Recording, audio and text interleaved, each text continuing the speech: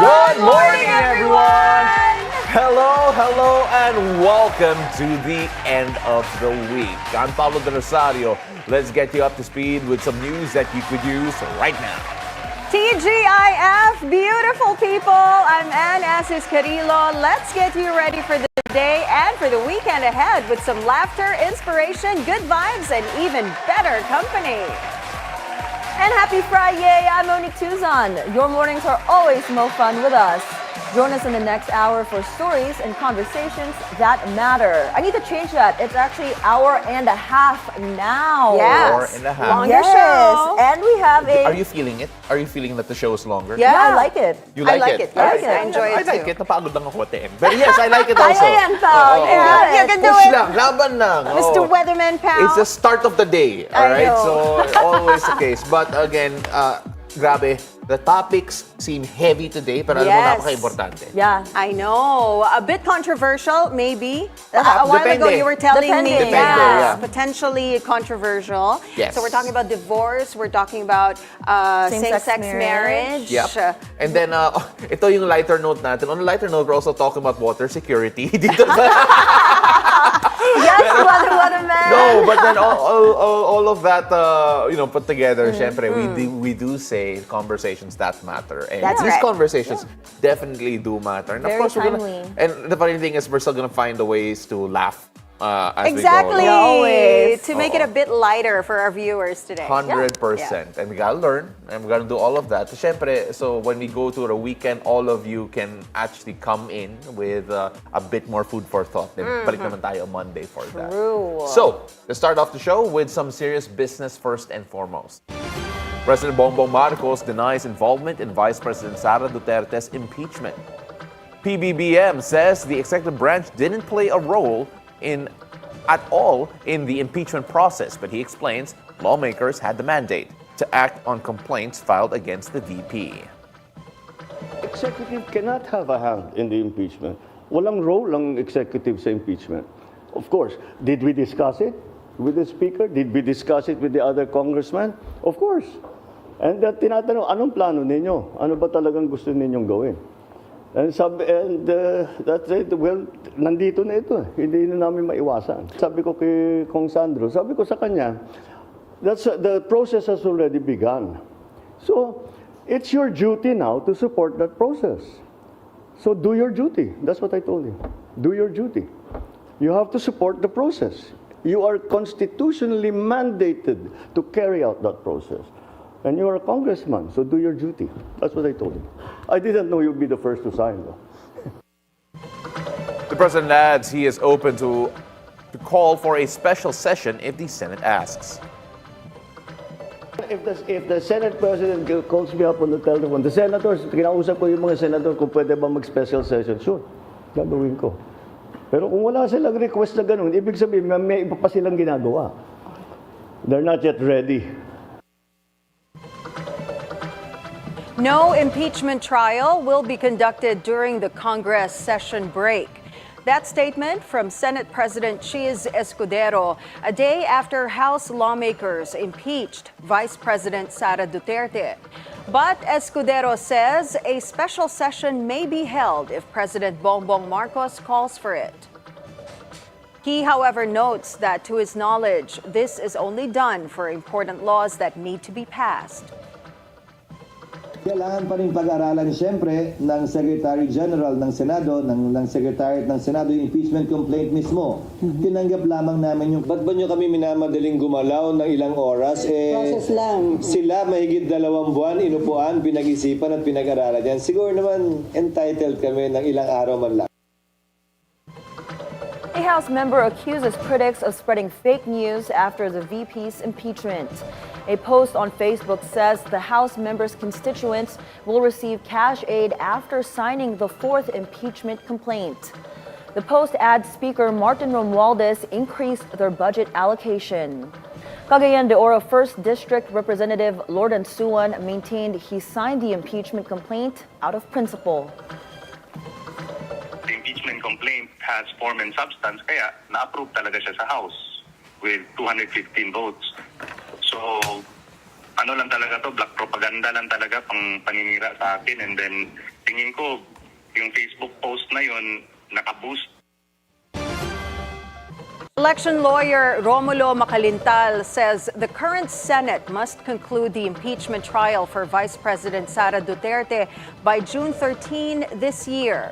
In an interview on BNC's Agenda, Macalintal says based on the Supreme Court ruling on the Garciliano versus the House of Representatives case in 2008, pending legislative matters, including impeachment trials, are considered terminated at the end of a congressional term.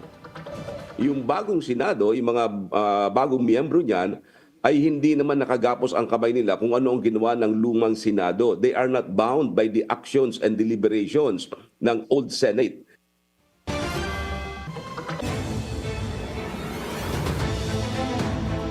We've got news that you can use right now because Paolo has today's forecast from Weather HQ. Paolo, go ahead. Thank you so much, Mo. Two weather systems continue to influence the country today, bringing varying conditions across different regions. Let's take a closer look. Let's go first to northern Luzon, where you can see the northeast monsoon, which is affecting northern and central Luzon. Now, this will result in cloudy skies with rain showers. Expect these conditions to be particularly felt over in the Cagayan Valley, the Cordillera region, Aurora, Bulacan, Metro Manila, and in Bataan as well. Now, going on down south, meanwhile, the shear line is bringing cloudy skies with scattered rain showers and isolated thunderstorms to southern Luzon and the Visayas regions. Now, this weather system will mostly impact the Bicol region, Calabarzon, Mimaropa, and the Visayas in general. For Mindanao, the shear line will also cause cloudy skies with scattered rain showers and thunderstorms. Areas like Dinagat Islands and Surigao del Norte are particularly affected by these conditions. Now, as for the rest of the country, you can expect partly cloudy to cloudy skies with the possibility of isolated rain showers due to the localized thunderstorms. So if you're in areas outside of those mentioned, do stay alert to any sudden weather changes. Now, if you're going out to sea, this is what you can expect, because a gale warning is currently in effect today, particularly affecting the eastern seaboard of southern Luzon and the Visayas. This includes the northern and eastern coast of Catanduanes, the northern and eastern coast of northern Samar, and the eastern coast of eastern Samar. In these areas, mariners are strongly advised to avoid going out to sea due to the rough to very rough sea conditions expected in these waters. The forecasted wave heights could reach as high as 2.8 to 4.5 meters, creating significant danger, especially for small vessels and those who are not fully equipped to handle such challenging conditions. So, if you're planning any maritime activities in these areas, please do not risk going out to sea. Again, these are the areas affected by it with 2.8 to 4.5 meters in height of the waves. Conditions are hazardous and could pose serious threats to safety. Ensure that you stay on land or make the necessary preparations to avoid harm during the rough sea conditions. Please prioritize safety and stay updated with the latest advisories. Back to you, girls in the studio.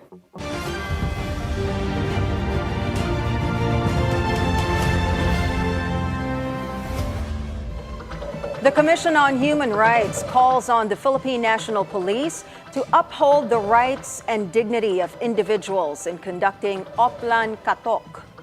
The CHR also recognizes concerns earlier raised by the Commission on Elections over its implementation amid the upcoming elections. It emphasizes that routine door-to-door visits of police officers must be conducted with due process to prevent any potential abuses. The Transportation Department says there is an ongoing feasibility study by the private sector on how to improve the EDSA busway. Transport Secretary Jaime Bautista also called the thoroughfare the most efficient public road transport system in Metro Manila. It says the EDSA busway served over 63 million commuters in 2024 alone, averaging 177,000 daily commuters. On Wednesday, MMDA Chair Romando Artes said they're considering the eventual removal of the EDSA busway as part of a proposal to enhance the capacity of the Metro Rail Transit system. But he clarified the recommendation was still under study. The Philippines has already started preparing for the hosting of next year's ASEAN Summit. First Lady Lisa Araneta Marcos visited the Coconut Palace and PICC, where some of the meetings of the world leaders will be held. The First Lady says these iconic landmarks best show the Filipino artistry to the world. In world news, U.S. President Donald Trump signed an executive order on Wednesday attempting to exclude transgender girls and women from female sports. The order directs the Justice Department to ensure all government agencies enforce the ban in school sports. Trump's order also calls on U.S. government to deny visas for transgender females seeking to compete in the United States. It will also instruct the International Olympic Committee to change its current inclusive policy. The 2028 Summer Olympics are due to be held in Los Angeles. Under the Trump administration, we will defend the proud tradition of female athletes, and we will not allow men to beat up, injure, and cheat our women and our girls. From now on, women's sports will be only for women. With my action this afternoon, we're putting every school receiving taxpayer dollars on notice that if you let men take over women's sports teams or invade your locker rooms, you will be investigated for violations of Title IX and risk your federal funding. There will be no federal funding. In the meantime, access to Chinese AI app DeepSeek now banned in several government agencies in South Korea due to security concerns.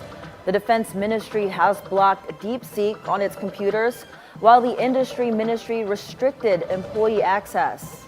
Earlier this month, the state-run Korea Hydro and Nuclear Power also blocked the use of AI services, including DeepSeek, while the Foreign Ministry restricted access to the app in computers that connect to external networks. The ban makes South Korea the latest government to warn about DeepSeek, and both the U.S. and Australia are also looking into the app's security implications. Let's take a look at the NBA and into sports. It's finally adios to South Beach for Jimmy Butler after a dramatic saga with the Miami Heat. Butler is headed to the Golden State Warriors following a multi-team deal with the Heat. The Heat, in return, will receive Andrew Wiggins, Kyle Anderson, and a protected first-round pick. Butler has yet to play since January the 21st, after serving a series of suspensions last month while he was still in Miami. Over in LA, the Lakers beefing up their front line by acquiring big man Mark Williams from Charlotte. The Purple and Gold are sending Dalton Knecht, Cam Reddish, and a couple of draft picks to the Hornets. And of course, Williams enters LA in the aftermath of the mega deal between the Lakers and the Dallas Mavericks. He fills in the gap left by Anthony Davis and is seen to complement the style of Lake Show's newest superstar, Luka Doncic. Back here at home, the TNT Tropang Giga are headed to the semifinals of the PBA Commissioner's Cup. The Tropang Giga gave guest team Eastern the boot Thursday at the Ninoy Aquino Stadium, final score 109-93. Jason Castro, the blur, showing his veteran smarts for the Tropang Giga, scoring 16 points and grabbing 3 rebounds as well as dishing out 3 assists. Castro was named best player of the game. In the first game, a bit of an upset here for a lot of people because the Northport Batang also entered the next round after escaping and eliminating the Magnolia Chicken Templados Hot Shots in the thriller, 113-110. Import Kadeem Jack powered the Batang with 30 points and 10 rebounds, while William Navarro was named best player of the game with 15 markers, 7 boards, and 3 steals.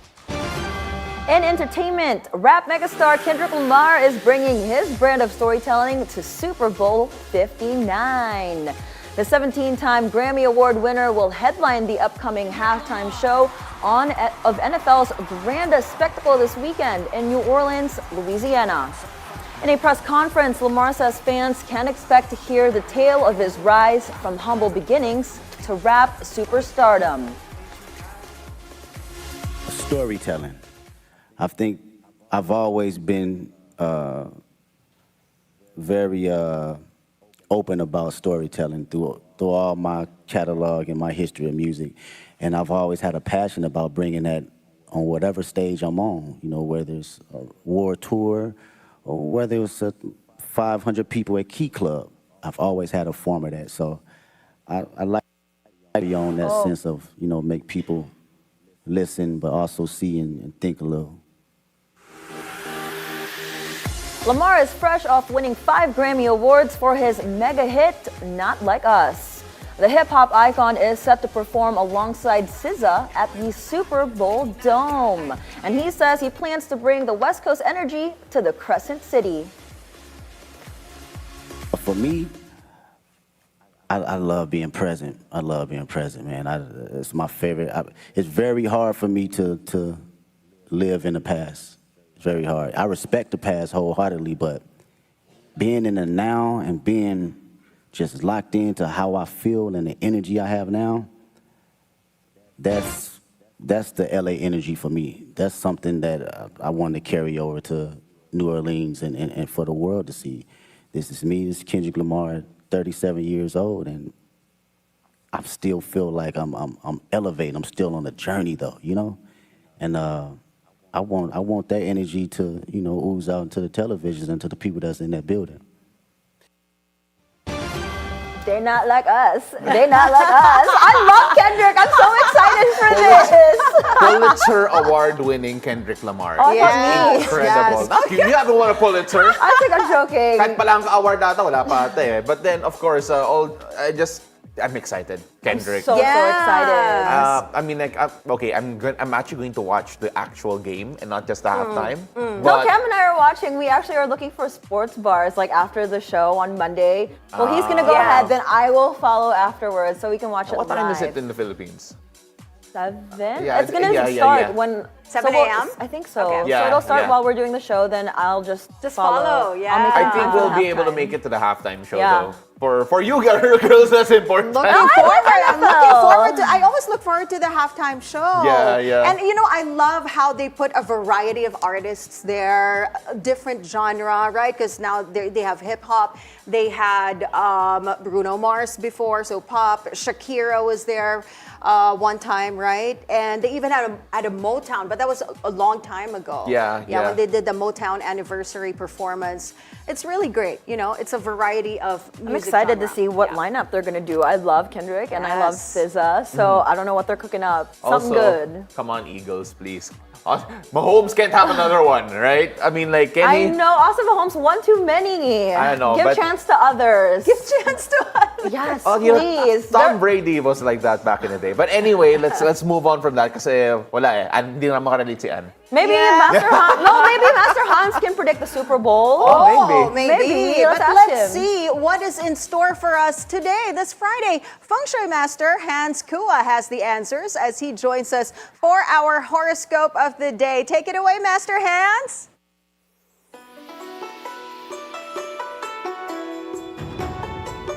Good morning! It's a beautiful day with me, Master Hans Kua. Ito po ang horoscope for the day para sa araw ng Biyernes, February 7. Para sa mga pinanganak ng Year of the Rat, isang biglaang tawag o message ang magpapasaya sa puso mo. Blue at 6. Ox naman tayo, ang pag-i-invest sa bagong equipment ay magpapadali ng trabaho. Green at 1. Tiger naman tayo, magiging mas smooth ang araw sa pagpaplano ng maayos. Red at 3. Sa rabbit naman, magiging masagana ang pasok ng pera kung magtitiwala sa sarili mo. Yellow at 7. Punta naman tayo kay Year of the Dragon, maglaan ng oras para sa health check-up upang maging maganda, maayos ang kalusugan. Pink at 2. Sa Year of the Snake naman, simpleng bagay ang magbibigay ng malaking impact sa trabaho. Yellow at 9. Sa horse naman tayo, ang pagiging organized ay magbibigay ng mas mabilis na resulta. Gray at 5. Sa Year of the Ship naman tayo, magkakaroon ng extra income sa partial o part-time na trabaho. Hihihi! Purple at 4 ang swerte. Sa monkey naman na isang kaibigan, ang magiging bridge mo para makilala mo na ang iyong soulmate. Blue at 8. Sa rooster naman, ang tamang posture ay makakatulong upang makaiwas sa pananakit sa likod. Green at 6. Year of the Dog naman tayo, bantayan ang mga biglaang gastos sa sasakyan man o sa bahay. Red at 1. Sa Year of the Pig naman, ang iyong effort na mapagpakumbaba ay magbubunga ng maayos na relasyon. Silver at 3. Paalala lang, ito po ay patnubay lamang. Ang tunay na swerte ay nagsisimula sa pagiging totoo. Ako po, si Master Hans Kua. Thank you for that, Master Hans. Now, don't miss Feng Shui Master Hans Kua's daily horoscope forecast only here on It's a Beautiful Day. Now, we've got more stories later for you guys on the show. Up next, a lawyer joins us to help us dig deeper into a red button topic, divorce. It's a Beautiful Day. We'll be right back.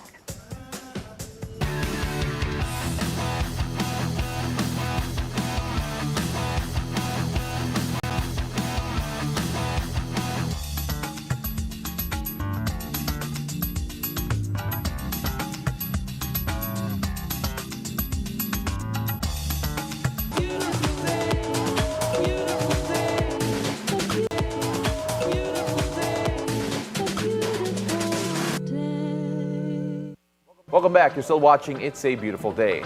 This just in. The U.S. Indo-Pacific Command confirms an aircraft contracted by the U.S. Department of Defense crashed in Maguindanao del Sur. It was providing intelligence, surveillance, and reconnaissance support at the request of the Philippines and was conducting a routine mission when the incident occurred. There were 4 personnel on board and no one survived the crash. It is now under investigation. Now, the Philippines is the only country in the world, aside from Vatican City, that does not allow divorce. But the controversial measure remains a divisive topic now that it is a step closer to possibly becoming a law. We want to know, what are the pros and cons if divorce in the Philippines finally becomes a reality? So let's find out. Joining us is litigation lawyer, attorney Voltaire Duano. Good morning, attorney. Welcome to the show. Good morning. Now, attorney, we're talking about divorce, a controversial topic this morning. The absolute divorce bill is now in the Senate. What do you think of its chances of gaining the senator's approval? Actually, there are senators who are actually in favor of this proposed bill. No? And you can see that the objective here is to simplify the proceedings and make it more, compared to the current process, it's very expensive.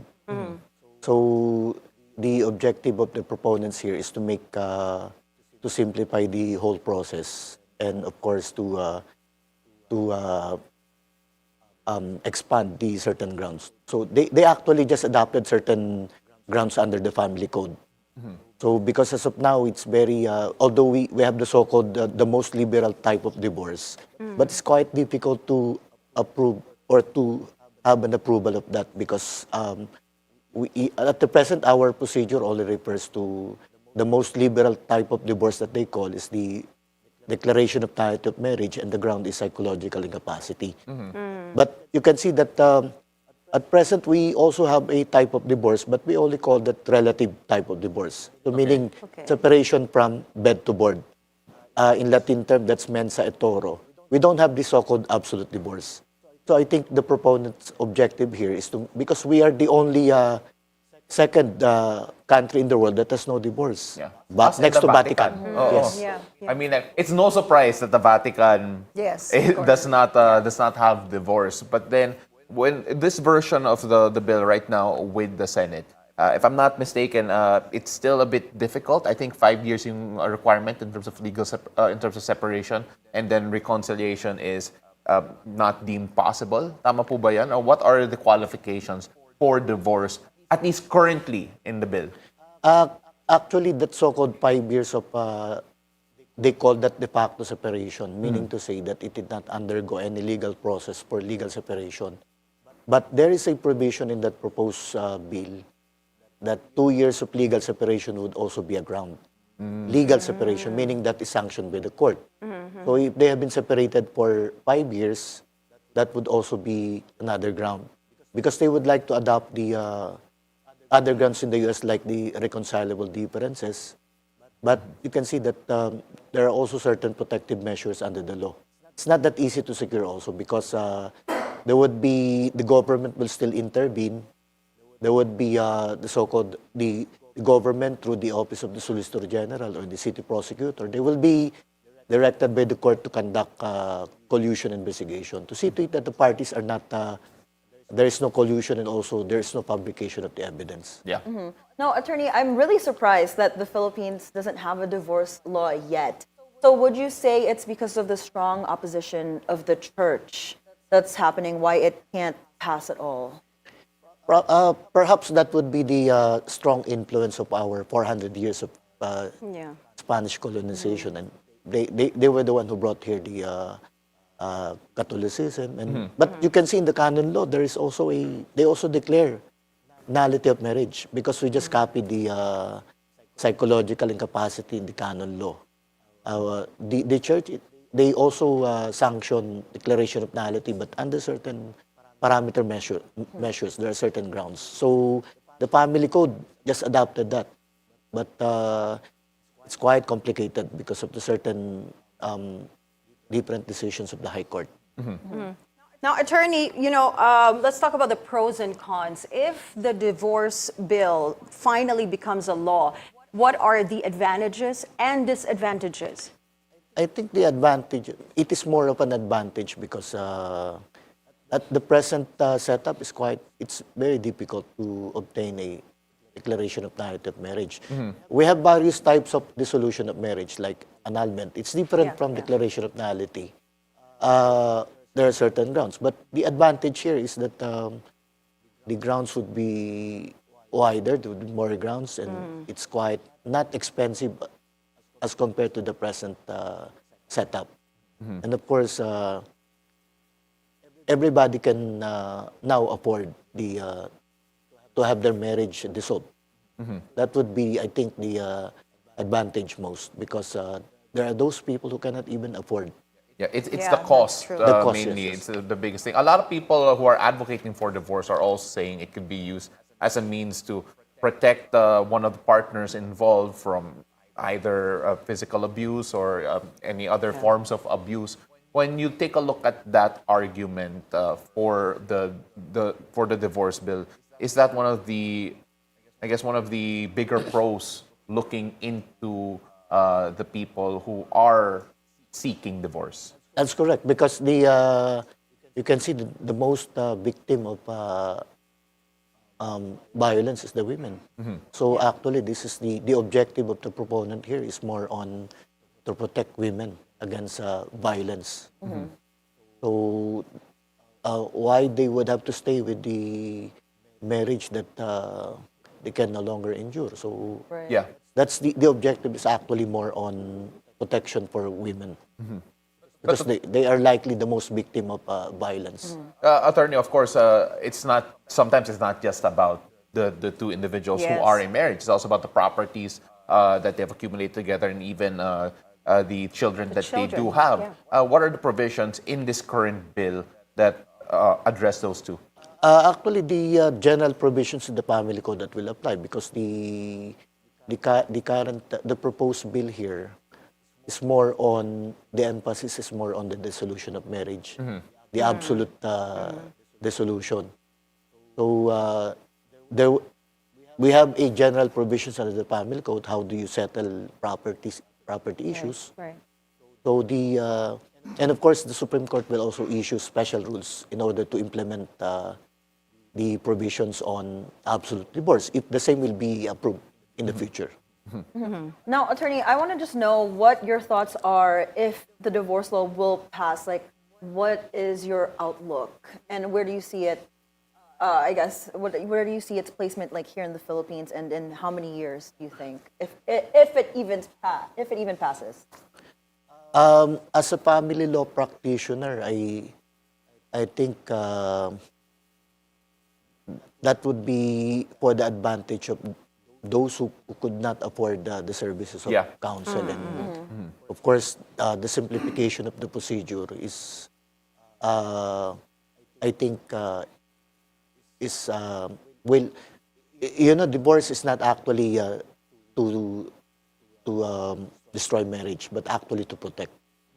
So it might appear to be appears to be very difficult to understand that, but the objective of the lawmakers here is actually to protect marriage. Even the family code, the declaration of nullity of marriage, we still value the inviolable institution, the marriage, because the objective here is to protect the basic social institution here. Right. So could you expound on that? That's really interesting, that divorce is there to protect the marriage? Because that feels a bit counterintuitive kapag sinabi natin yan. Yes, for the sake of our viewers, no, perhaps it's very difficult to understand the logic of saying that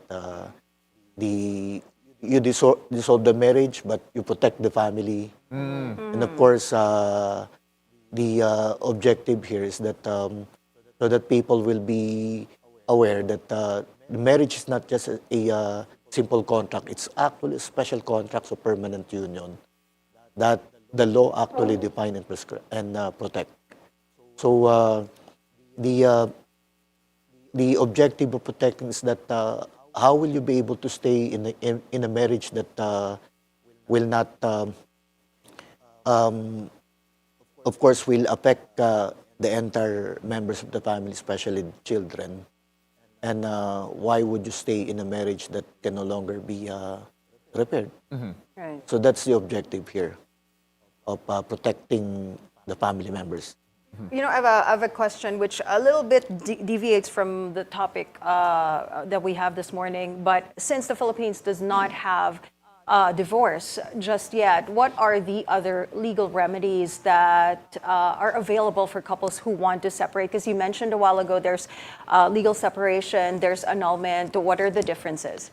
The legal separation does not dissolve the marriage because it's only a separation from bed to board. So meaning to say, you are authorized to live separately. The right to support will be cut off, but you remain to be married.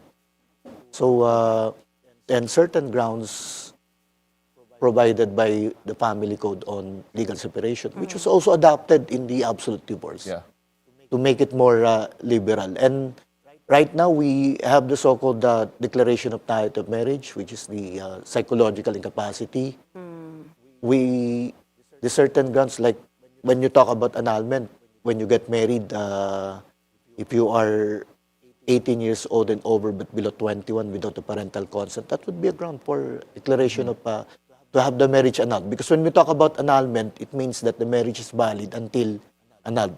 Okay. That's annulment. But when we talk about declaration of nullity, it's a void marriage, meaning the marriage is void from the beginning, but the law provides that there should be declaration of nullity of marriage for purposes of the marriage. So that's the with the proposed bill. I think there is a prescription. No? You can only file divorce 10 years from the time of the discovery of the ground. Yeah. But now the present setup, the psychological incapacity, has no prescription. Okay. So it is imprescriptible.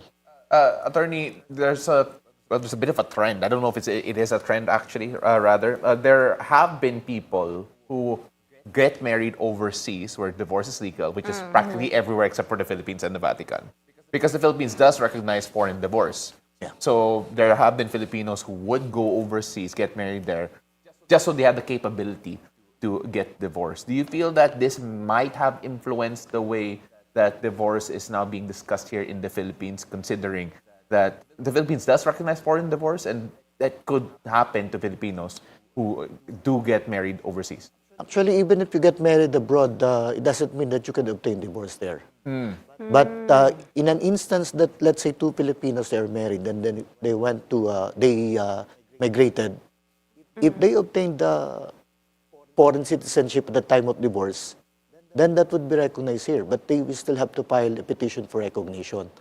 The divorce law, actually, the proposal here is that automatic, if you are divorced abroad, that would be recognized here without any judicial declaration of recognition. That's the procedure has been simplified. Unlike the present setup, a marriage that has been contracted abroad, if there is valid there, it is also valid here. But the reckoning point of the validity of divorce is the citizenship at the time of divorce. So the citizenship at the time, you have to be a citizen of the other. Even if you got, even if you were Filipino when you got married, because before the jurisprudence actually evolved. Before, even if you obtain foreign citizenship, that will not be recognized. Because the reckoning point is that at the time of marriage, So now, the High Court actually changed that. So they made it that the reckoning point is citizenship at the time of divorce. Even if you were got married, you were Filipino citizens. So, Attorney, I wish we had more time to ask you more questions, but for our viewers who want more clarity or are seeking for your help, where For can they legal find advice, yeah. you? Yep. They can find me in the Facebook if they just look for me. Diretso na sa Facebook, guys. Si Attorney. Friends. Just look for Attorney Voltaire Duano on Facebook, ladies and gentlemen. But thank you so much for joining us today, Yeah, thank you. Attorney. Very Thank you, insightful Attorney. conversation in the morning. Thank you, Attorney. Thank you and good morning. All right, so up next, let's talk about access to clean water with Better Water Philippines. Stay tuned. You're watching It's a Beautiful Day.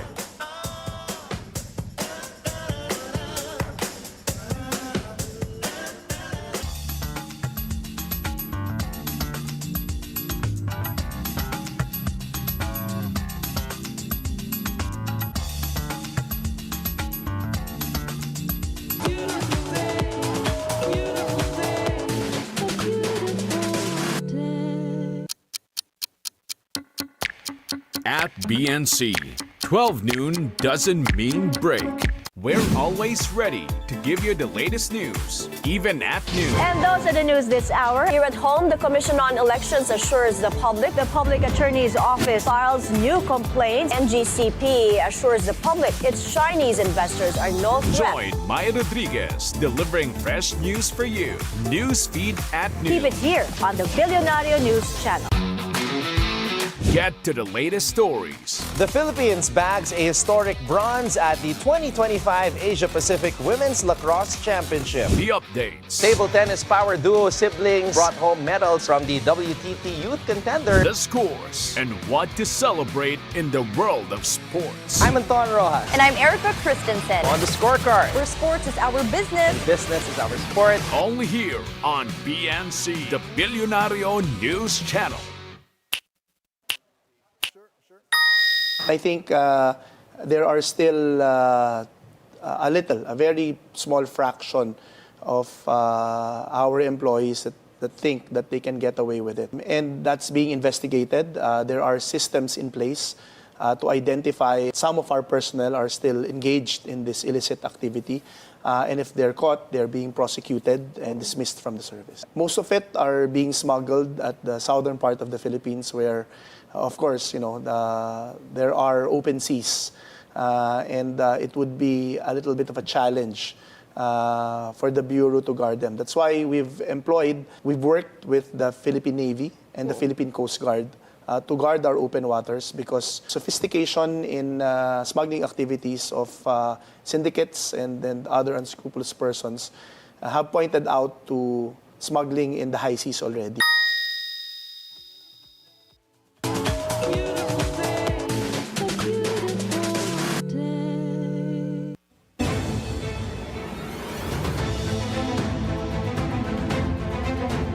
Welcome back. You're still watching It's a Beautiful Day. This is Weather HQ. A non-government organization is on a mission to help provide access to safe water and sanitation. Joining us live in the studio is Better with Water Philippines President Dondi Alicapala. Magandang umaga. Thank you very much for joining us. It's a beautiful day. Good morning, Paolo. Thanks for having me. Sir Dondi, first of all, you are on a mission to provide sustainable water, clean water, affordable water. And when you talk about water security here in the Philippines in particular, what does your organization focus on the most? So Better with Water Philippines is an NGO. It's primarily French-funded. And their mission is to provide water for those who need it most. These are mostly informal settlements. So we're focused on informal settlements in urban areas.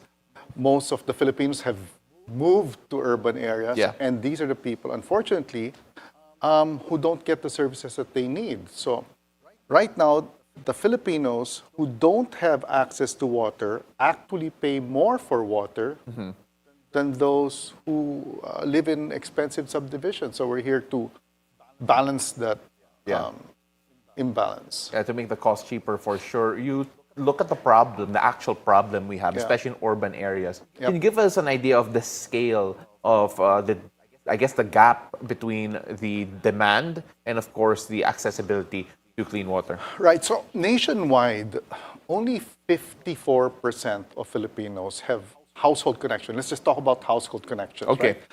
Outside of household connections, you have to line up for water or you have to go to a nearest source or a well, right? So let's just talk about household connections, because with household connections, women can bathe in private. Yeah. You know, all these things that come with it. You're more productive and you don't have to wake up at night to line up. So only 54%. And about more than 90% is actually NCR. Mm-hmm. The rest of the country, outside of Region 4A, are actually below 50%. So there's such a huge gap in that respect. And many of the reasons are water resources are becoming a severe problem. Financing is a big issue, financing and funding. Political will is sometimes not present. Poor management and poor leadership in many areas. So we're trying to make an impact, first where we feel it'll have the most impact, and that's the urban poor. We're not looking to change the country, we're looking to see where we can make a big difference, and that's these small communities. So we're in 3 provinces, in Cavite, in Leyte, right now in Cebu. We're looking to expand. We have 25 projects, and we have almost 9,000 connections, which means we're connecting about almost 40,000 people already. And but we still have certainly a long way to go. Yeah, there's a big gap. You mentioned it a while ago. Just looking at the percentage, I know 40,000 is barely a drop in the bucket. Right. But when you look at the type of projects that you are doing, can you give us an idea of what those are? Well, this is unique. So we recognize that in many instances, the urban poor are unable, for example, to pay a monthly bill. Because sometimes they're hand to mouth, right? Yes. There's some weeks they just don't have the income, and it's hard for them to save the money to pay that monthly bill. So our model is unique in the sense that while other utilities have a monthly payment, we have local leaders that might collect it on a weekly basis. And on top of that, we also recognize that in the poor areas where you sometimes see a lot of fires, we have fire services. So we actually have fire hydrants in these informal settlements, but we also couple it with a lot of hygiene education programs. Yeah. I was looking at some of your work, and obviously you also work with other NGOs. You also work with Manila. I'm sure you also have to work with government. Could you give us a look at the complexity of the network that is required to actually reach these people? Because I could only imagine the type of hoops that you have to jump around in terms of infrastructure. Where do I begin? We can begin, but we don't know where we'll end. So one of the things first is we want to partner with the local government. We want to partner with the existing utility. But for many of them, this is the last mile, the areas that they have difficulty reaching because of the complexity of how these informal settlements are arranged, right? Yeah. And so what usually happens outside Metro Manila, where the coverage is actually in most LGUs, 40%, 30% only, they just put standalone faucets. So let the people go to the faucet. But that's not going to do it. That's not enough. So we have a system that will allow each household to actually have their own tap in each house. And it's a game changer. But we need to work with so many government agencies, environmental issues, National Water Resources Board, LGUs. And of course, we want to partner. We don't want to come across as competitors with water utilities. We're here to partner with water utilities. We're here to help them meet their indicators in terms of access for SDG 6. Yes, so SDG 6, I was going to be smart and lead that in next, but then you called it. SDG 6, obviously, Sustainable Development Goal 6 as part of the UN Development Goal Program. One of the goals is that by 2030, it would have addressed a majority, if not all, of the accessibility problems of clean water. Right. I think it's safe to say we're not going to get there by 2030. I don't know, where are we when it comes to that, especially when looking at the Philippines? Well, like I said, 54%, right? Yeah. So I was part of a study that we conducted sometime in 2019, and the numbers haven't changed much since 2019. And even then, we recognized we'll need about 1 trillion pesos. 1 trillion, okay. To hit 2030. It's now 2025. So on average, at the time of about 100 billion, the government was spending 3 billion, a far cry. So there's a really big role for the NGO sector, for civil society, and private sector to pitch in and help hit those targets. Now, Paolo, we keep talking about water. Yeah. We can't forget the role of sanitation also. Of course, yes. So that's something that's we're probably worse off in that situation. So in some areas, they define sanitation as having a toilet, but we have to go beyond that. We have to treat the wastewater, and I think I'll be on the high side if I say that 20% of the water treated if all the wastewater in the Philippines is treated. 20% is actually on the high side. What are the issues, or rather, what are the hurdles when it comes to providing better sanitation, better water treatment? Because we talked about accessibility a while ago. Yeah. What are the remedies, at least, that can be pursued when it comes to the sanitation aspect of it? Okay, first let's talk about water supply. Some areas are in severe, actually absolute scarcity already. That means there's less than 500 cubic meters per capita per year. Mm-hmm. These are NCR. NCR actually doesn't have a water source. We have to buy from Bulacan, which is Region 3, or get from Laguna Lake. 4A is absolute scarcity, and unfortunately, that's where the focus of our economic industries are. Region 7, also where you see Cebu. Yes. And that's the areas, the growth areas. And that's also where the people are, so you have water divided by the number of people, so you get per capita, and it just keeps declining every year. We now have to change our mindset that water, we can't take water for granted, one. We need to start looking at reuse and recycle and recharging our water systems. We have to look at desalination, getting water from the sea. On sanitation, first we have to get LGUs to put in wastewater treatment. Most LGUs don't even have wastewater treatment. Then we have to get people to understand that they have to pay for the service. Yeah. That their waste goes somewhere, and it's impacting the environment, it's impacting tourism, it's impacting health in many areas. You're fighting a good fight, but it's a very long fight. And considering the numbers that you mentioned a while ago, we have a long way to go. For those who want to reach out to you, partner with you, how can they reach you? How can they find you? Well, they're Better with Water Philippines has a website. They can go there. They can find me on Facebook also. They can reach out to me directly there. And they can... Better with Water has also a Facebook page. They can go to that site. All right, perfect. Well, we saw that flashed on screen a while ago, and hopefully, if you are interested, do reach out to Sir Dondi, and let's see what we could do when it comes to water and sanitation here in the country. Maraming salamat po. Thank you very much for joining us. Salamat. Thank you so much. Bye. That was Dondi Alikpala of Better Water Philippines. Now, let us go on and talk about the global weather first, where we are now dreaming of heading to Seoul to escape Metro Manila's traffic. But wait, think again. The Seoul's traffic situation just got a whole lot slower because of a sudden downpour of heavy snow on Thursday afternoon. And just when you thought things couldn't get worse, it turns out there's a cold wave warning that's now sticking around until the weekend. And for those of you still hoping to take a Winter Wonderland selfie, well, the Korea Meteorological Administration has issued a cold wave warning for most of the northern part of the country, including Seoul. Strong winds and snow are expected to stick around until the end of the day today.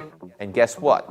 Sub-zero temperatures are predicted for Seoul over the next 3 days. Yep, it's gonna be that cold. Good luck sa mga selfie ninyo.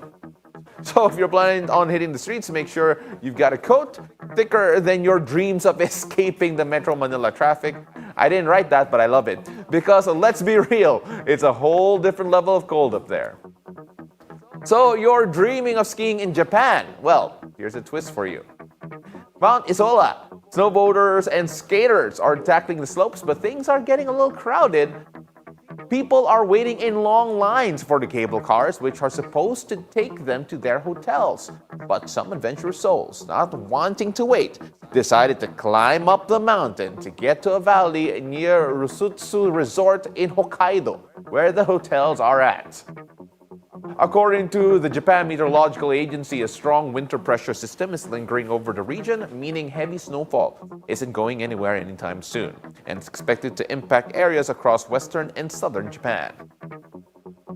Now in South Africa, scientists test injecting radioactivity into rhino horns to deter poachers.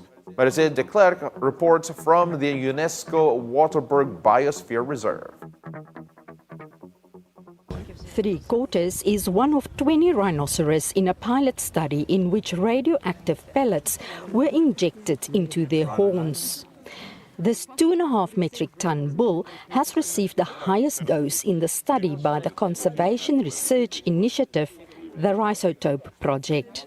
The goal is to make rhino horns radioactive to decrease the demand for them on the black market and to discourage rhino poachers who are trying to profit. Researchers are testing the rhino's blood to make sure the animals are not being harmed. We've all been looking and trying to find the silver bullet to stop rhino poaching, and I think this could just be what we need to stop poaching in its tracks. It is a brilliant idea. Ari van Deventer is founder and managing director of the Rhino Orphanage, and he oversees the research animals in South Africa's Waterberg region. 6 months ago, orphanage staff helped scientists insert the radioactive pellets into the horns of wild rhinos. Recently, South African and American scientists returned to take more blood samples of the research animals and measure the gamma rays that the pellets emit. Harming the animal is the most important thing to make sure that it's completely avoided. The radiation they're getting would be almost like somebody traveling internationally on a plane overseas for like 2 or 3 times a year. So it's very, very low. James Larkin, who leads the internationally funded program, researched the radiation dose being used in the study. Spent 2.5 years developing computer models of the animals and carrying out the tests and comparing these with results from the International Commission on Radiation Protection. And our results compare extraordinarily favourably. But Larkin says the dose is still strong enough to set off radiation detectors at international borders, making it more difficult to smuggle the horns. Rhinos in Africa have long been targeted by poaching syndicates that feed the black market demand for rhino horns in Asia, pushing the world's 5 rhinoceros species toward extinction. In parts of Asia, rhino horns are believed to have medicinal benefits, although there is no scientific evidence to back up that claim. Larkin says if finally approved, the technology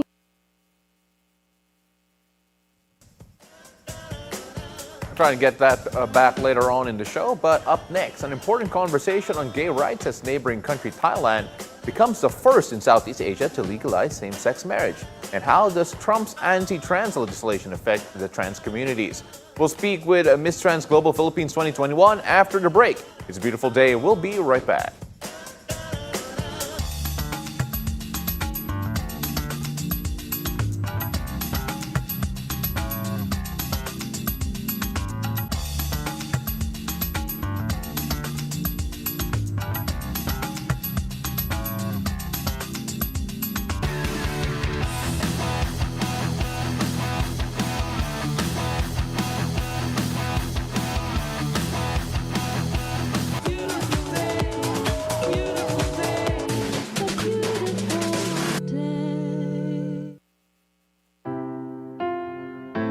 This Valentine's Day,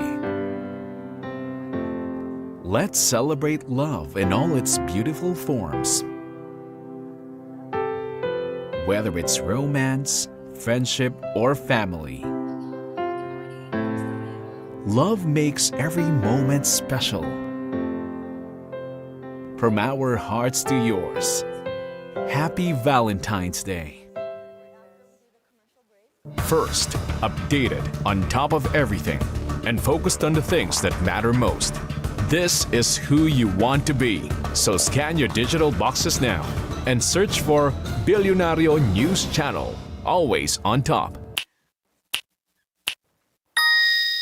To the public, are there different types of deepfakes? We mentioned it a while ago, photos, videos, audio. Which do you think among the three would be the most dangerous? I think audio for me is the most dangerous. Why? Kasi it's really hard to tell whether what you're hearing, let's say you hear it on a radio, kasi wala kang visual cue eh. The thing about video and pictures, although I have to let you know, don't let people convince you that you can detect deepfakes. It's almost impossible. Really? Yeah, it's so flawless. Now? Nowadays. Pero palalo na audio. If you hear someone say something sa audio, maybe the only tell is, kasi usually these technologies are based in the States, no? So minsan mali-mali sila sa accent nila, like peso imbis na peso. Pero those are minor glitches. And they'll talk in straight English when dapat naman siguro Taglish. Pero sa video and audio, minsan you will catch an inconsistency. Kasi what they will try to do is they'll get maybe, let's say, footage of you. You know, they'll rip it out of YouTube. Pero they'll use deepfake to let you say something else.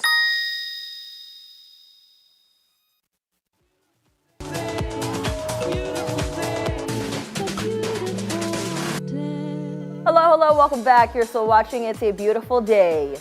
Thailand recently reached a milestone legalizing same-sex marriage and becoming the first in Southeast Asia to do so.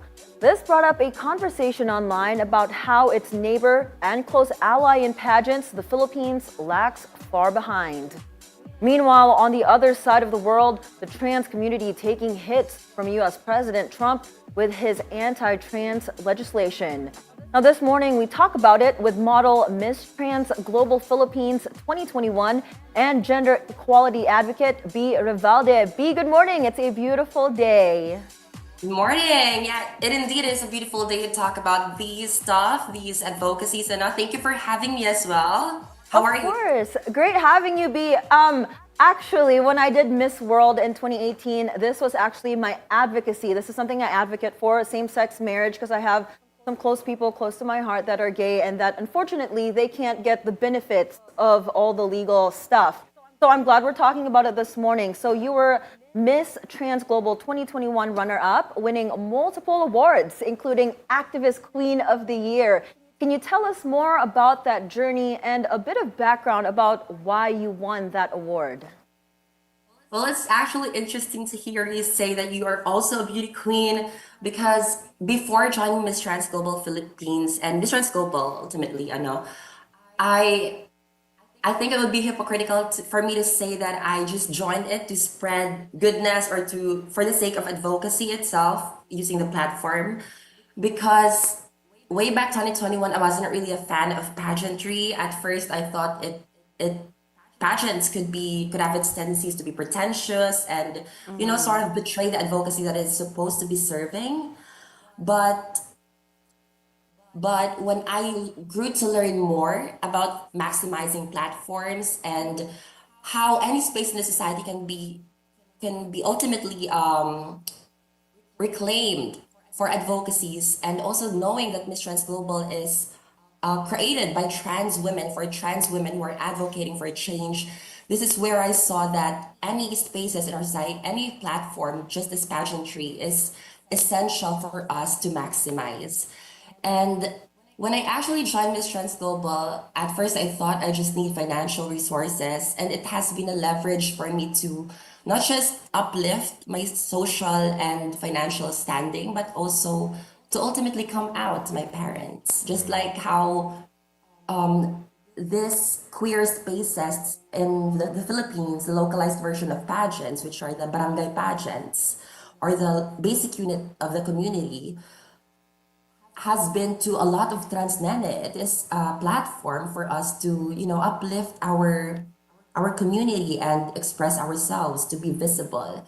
So I think being an activist queen, or to be an activist, we don't just do it for, let's say, for show, for performance. We don't just do it for the sake of having an advocacy.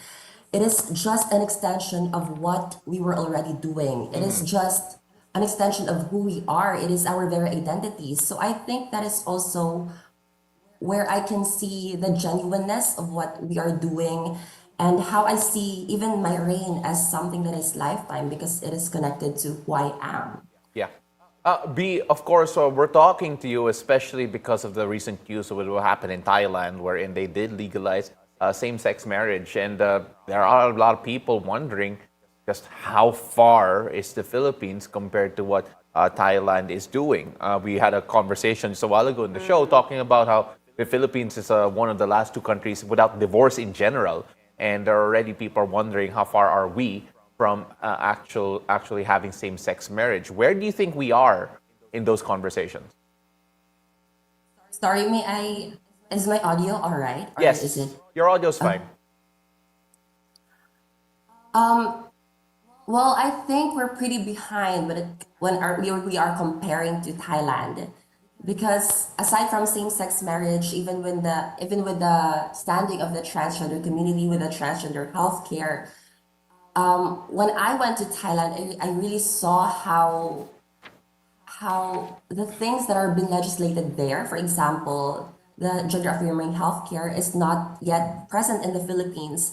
And to see them really push for a full grant of a same-sex marriage and marriage equality, first in Southeast Asia, I think it is a historical move that we are yet to work on. But I think it shouldn't really depress us from knowing this, but to take inspiration from it and to have that international solidarity and take this empowerment from countries similar to us like Thailand, that we can still do the same, and it has really helped them progress as a country, and it can also do the same to our country, both culturally, politically, and economically.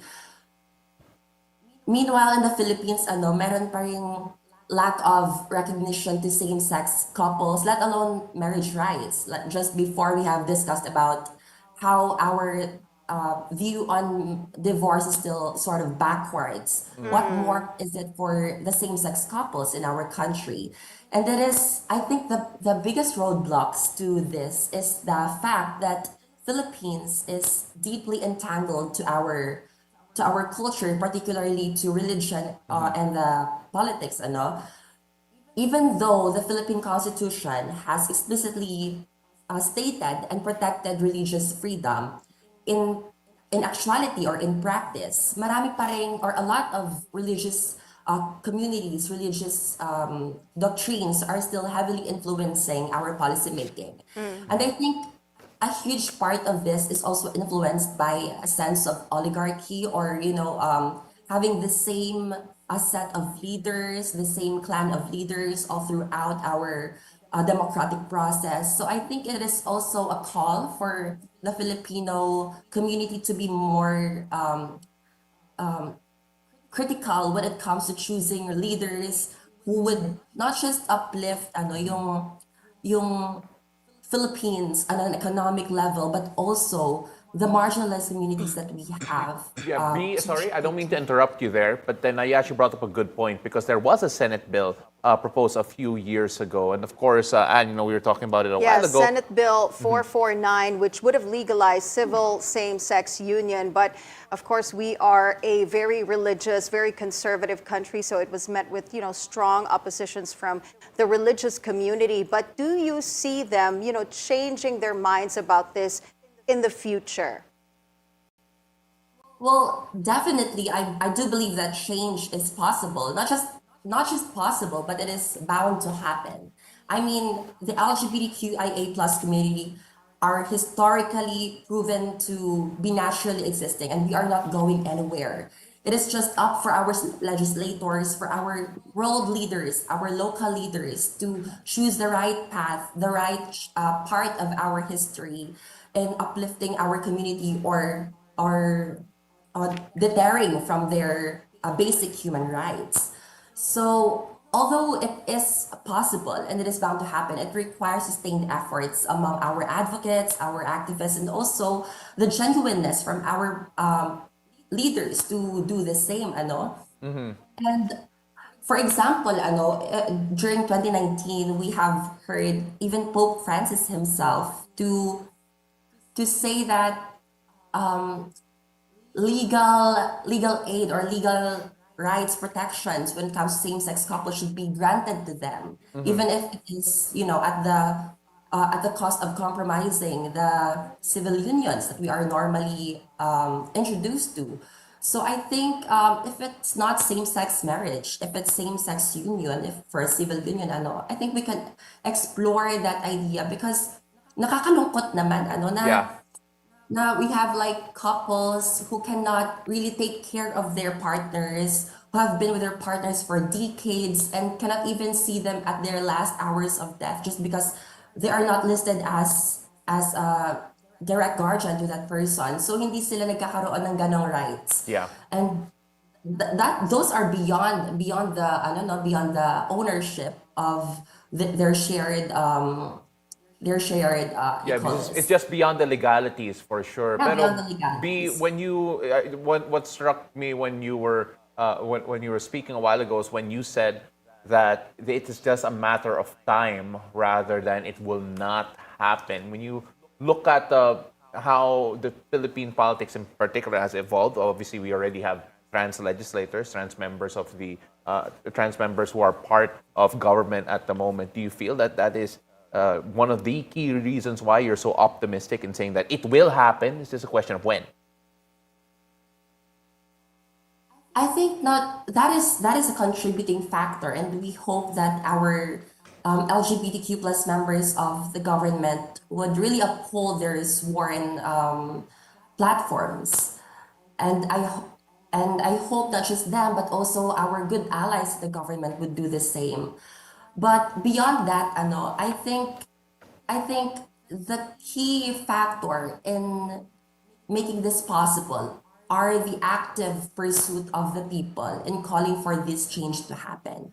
For example, advocacy works, policy recommendations, activism, research backing up these policy recommendations. These are essential, crucial stuff, things that we can be doing, to make this happen. And I think this is also where the conversation about Trump's aid in the Philippines would also be beneficial, because this aid from foreign countries can help back up research that could help us provide more evidences to policy claims, for example, when it comes to transgender health. And who knows, maybe we can do the same for same-sex marriage. So, Bie, I want to backtrack because earlier you mentioned about the rights and how gay people cannot claim the body or even see their partner like on their deathbeds because it's not legally recognized. So when I was actually doing my advocacy and I interviewed Tito Boy Abunda, that's what he said exactly, is he cannot claim the body of his partner because he's not legally recognized. So I want you to expound for our viewers, what are those other legal issues or what are those other rights that you guys can't have? For example, property. You guys can't claim the same property, etc. So I just want you to expound on that so that they know what you guys are missing out on. Well, policy is not really my forte, but what I can add up onto that is without the recognition of same-sex couples through a civil union, we won't have the same rights as our straight counterparts have. For example, having property merging and having that immediate guardianship towards our partners when they have like emergency or be in a medical bed.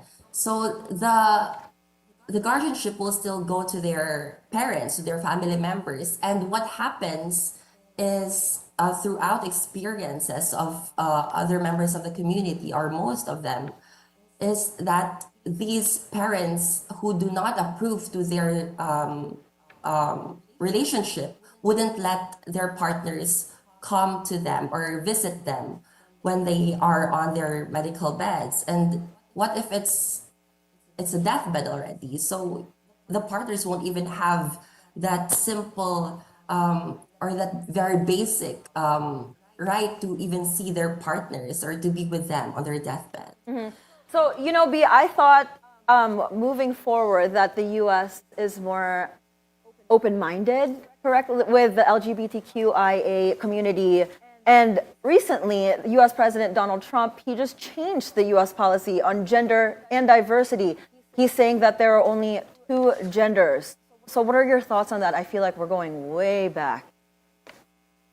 Yeah, I actually can see this as this is very, to be honest, I can see this very similar to what has happened to the first research institute on sexuality in Germany when the Nazis burned that very first library focusing on sexual research, and where the first sexual reassignment surgery has been done. So this is like a way back into the dark times of our history, and it has always been the trans kids who are at the forefronts of being attacked first during these dark times of our history on LGBTQIA+ plight. However, to add up onto that, we have seen din naman previously through the previous administrations of Trump how he has done negative legislation on the LGBTQ+ community. For example, those transgender military who are not allowed to serve the military, and up until now, the rolling back of protections for the LGBTQ+ workers. The danger here is not just in US, but knowing that US is also a very influential country, having a history of colonizing other countries and having that direct influence as well on economic basis and cultural basis. This will have ripple effects on other world leaders. For example, those conservative governments, they can use this as an excuse to do the same. If if a country as powerful as US has already done this, and if they take much aid and influence from US, then it would be an excuse for them to do the same, which I hope, and not just hope, but I want people to really actively oppose and fight against. So again, this is where activism remains critical. And I think this is also a point or an opportunity for our local leaders, our national leaders across different countries to step up, especially those who are affected by the stop work order, for example, and those who are affected by the stopping of foreign aid from US, for them to step up and join with their with local organizations, their countries, with civil organizations, so that they can be independent, even without this foreign aid. It would be sustainable for their country to sustain research on healthcare, particular to the LGBTQ+ community, for instance, the transgender healthcare. And Okay, yeah, thank you so much, Bie, for all your insights and for raising awareness today. I wish we had more time, but unfortunately we don't. But thank you so much again for coming on the show, Bie Revalde. I'm so sorry, I butchered your last name. Thank you as well. It's Revalde. Thank you as well. Revalde. Sorry, it wasn't on the prompter. Thank you so much. Now, Bilyonaryo Alfred T., whose family runs Toyota in the Philippines, is optimistic about the future of the country's automotive industry. With projected car sales on the rise, he believes the growth will play a key role in strengthening the local manufacturing sector. This report from our mobility correspondent, G. Baroga. Toyota Chairman Alfred T. forecasts an 8% growth in car sales this year, citing several factors such as higher election spending and expanding BPO earnings. We are projecting a growth of over 500,000 units, 500,000 new cars, exactly 512,000 units. representing a growth of 8% for the whole industry in 2025. T sees this as an opportunity to ramp up local production, helping the government in its push to strengthen the manufacturing sector. I'm hoping with your support, we can harness the collective power of every automaker doing business in the country in realizing a more united automotive program to develop the Philippine auto industry into a major economic force and a manufacturing hub in support of the nation's long-term development plans. In 2024, the industry reached a record-breaking 474,000 units sold, up 8% from 2023 and surpassing the previous record of 473,000 set in 2017. Toyota and its luxury brand Lexus hit over 200,000 units sold last year, setting a new all-time high. T views this growth as a sign of increased mobility for Filipinos, which translates to more jobs, higher government revenue, greater investments, and a boost to export. On the global stage, Toyota remains the largest automaker by sales in 2024 with 11 million units sold. Thanks in part to its record-breaking hybrid sales of 4 million units, up 21% from the previous year. Our main focus has been on hybrid electric vehicles, with our customers seamlessly adopting it over time, adapting to the hustle and bustle of many Filipinos. We continue to strengthen our multi-pathway approach and have showcased other powertrains, including the Corolla Cross H2 hydrogen concept. The Philippines continues to be one of Toyota's top 10 markets worldwide, which has played a crucial role in creating opportunities for local employment and economic growth. It helped us secure jobs for 69,000 Filipinos in 2024 and realize $1 billion of exports for the country and contribute 35 billion pesos to government revenues. T also welcomes the expansion of the Philippine automotive market with new players entering, which opens up even more opportunities for local manufacturing. For BNC Mobility, G. Baroga. We've got more stories for you after the break. It's a beautiful day. We'll be right back. Keep it here on BNC, the Bilyonaryo News Channel.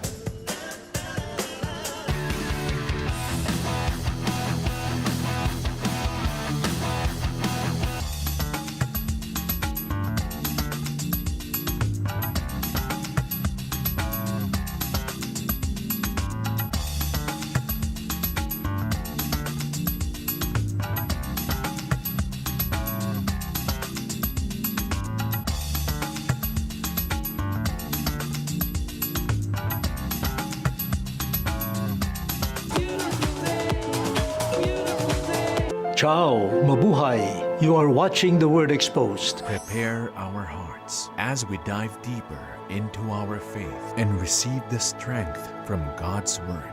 Join Cardinal Luis Antonio Tagle as he shares the reflection we need for the rest of the week. We pray that the Word of God would find fulfillment in your life and His blessings be always upon you. Every Sunday, 7 a.m. with replays at 3 p.m.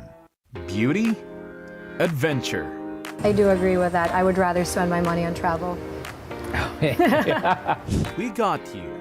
Join Marie Lozano where she uncovers the untold stories and surprises in the world of lifestyle. Love it. Let me get my geek on. That was so amazing. The Lifestyle Lab on BNC, the Bilyonaryo News Channel.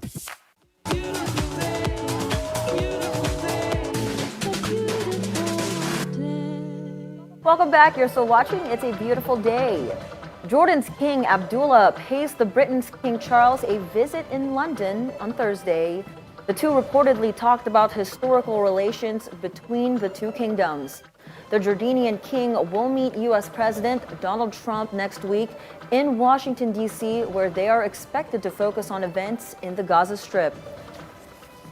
Now, hoop fans and sneakerheads in the U.S. now get a chance to see firsthand a memento from one of Kobe Bryant's definitive moments. Now, the shoes Bryant wore in his so-called Achilles game are now in display in New York ahead of its auction this week. They are estimated to sell by as much as $800,000 or roughly 46 million pesos. The Achilles game took place in 2013, in which Kobe powered through pain to sink a pair of free throws, showcasing his legendary iron will. Now here's something that will make you want to say, sana all. A bucket list moment for actress Lovie Poe as she snaps a selfie with the Jennifer Aniston. Lovie shared this incredible moment with the Rachel star on her official Instagram account. The actress says this shows how obsessed she is with the iconic 90s sitcom. Lovie also raved about Aniston's line of hair care products, saying she hopes it becomes available in the Philippines soon. Followers and artistas alike also expressed happiness for Lovie meeting her idol. Among them, Isa Calzado, Carla Abellana, Ogie Alcacid, and Vina Morales. Lovie also shared on her Instagram stories a clip of Aniston and Selena Gomez together during a private event in Los Angeles. I saw that photo and I was like, wow, this is amazing. I love Jennifer Aniston, Yeah. and I want to get on her workout regimen. No, I She love is Jennifer Yes, so fit. for her age. For- she's yeah, amazing. for her age. I'm a Friends baby. I grew up watching Friends, and I'm kind of disappointed and sad that the new generation did not, because They're missing out. yeah, because of anyone born like the year 2000s Yeah. wouldn't have, because they would have been 3 Yeah. years old when No, the I show was actually ended. watching a video of a Gen Zer trying out different cafes in New York, and this Gen Zer is like, "Yeah, I'm trying out this really expensive cafe." He didn't know that was the friend's apartment. I said, "How do you not know?" He's like, "Oh, this show Friends. Apparently, this was where it was shot." I was like, Yeah, no, it's insane. I mean, like, I grew up watching Friends. Rachel, Monica, Phoebe, Ross, Joey, and Chandler were, Yes, this yes. constant company just watching TV. And I don't know, are there any TV shows that are like that for you Which guys? is like that. I love Gilmore like Girls. Friends. Gilmore Girls is for you. Gilmore Girls and Okay. like the OC. Yeah, and then how about in you? Laguna Beach. No, I don't know, because I love hospital drama, so that's what I'm watching right now. So I can't think of a series that So Grey's compares with Anatomy. Friends. Grey's Anatomy maybe? is yours? No, No, it's New Baka General Amsterdam. Hospital. New Amsterdam. I don't know that one. The really old one? General Hospital, that is so No, old. I like General Hospital. Alam mo, ito na naman si Pao! Really? Because of no, my I know General age. Hospital. I don't General know New Hospital. Amsterdam. No, I'm talking about what she grew up watching. St. Elmo's Fire. St. Elmo's Fire. I don't know my that God. anymore. Pero That's way now- above my age. Yeah, St. Elmo's Fire. But now, New Amsterdam. New Yeah, I don't Amsterdam, know. yeah, Yeah. New Amsterdam's all right. I mean, no, there's a lot. House medical House, drama. yes, yeah, House that MD. was pretty good. But you know Yeah. what? They don't do shows like they did before in the 90s. Because Doogie Howser. Doogie Howser and Yeah. I used to No, watch yeah, that. yeah. It's before my time. Sorry. There's another But one, Home Improvement, and Home where Tim Allen. the Olsen twins Oh, were. the Olsen twins. Oh, yeah, What's yeah, that? yeah. Oh my Full God. House. Full House, Full I used to House. watch that Full every day at House. 3 o'clock after school. No, but then that's because sitcoms are not a thing anymore. I know. So It I mean, was like it's so very good. yeah. I So miss I mean, them. like it's gone. That type of medium. But you know what? Enough about showing our age. If you have time, do go on your favorite streaming platform, and then our age nga, hindi lang ikaw, Ann. Okay. Everybody knows, I think, how old we are by Relax, now. Okay? That is it for us this Friday, February 7. Happy weekend, everybody. I'm Paolo del Rosario. Thank you very much for joining us. I'm Anne Asis-Carilo. Before we go, quick shout out to Lift Clinic. See you again soon. Doc Sai Agan and Jan Conadera. Now, wherever this day takes you, always remember to choose joy and spread kindness and pack your own sunshine. And I'm Monique Tuzon. I hope you all have a great, great weekend ahead. Join us again on Monday at 7 a.m. to 8:30 a.m. only here on It's a beautiful day!